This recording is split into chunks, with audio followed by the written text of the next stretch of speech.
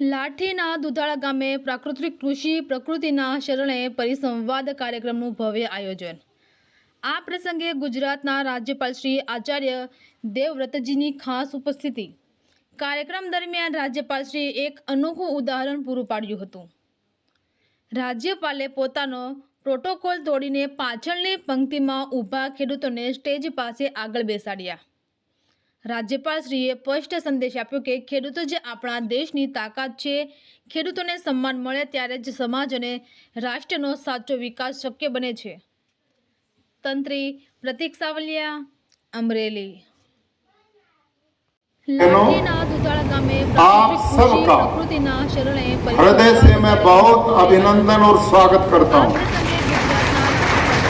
आप इतनी बड़ी संख्या में आज पधारे हैं कि आपके बैठने की भी बढ़िया प्रबंध नहीं हो पाया। जो खड़े हैं ना, यदि आप कृपा करो तो बीच में जगह है और ये मेरे सामने भी जगह है। आप आ जाओ या खड़े ही रहोगे। वो मजबूत लोग हैं जिनके पैर भाई बहुत ही मजबूत है, कोई दिक्कत नहीं। और जो बैठना चाहे तो यहाँ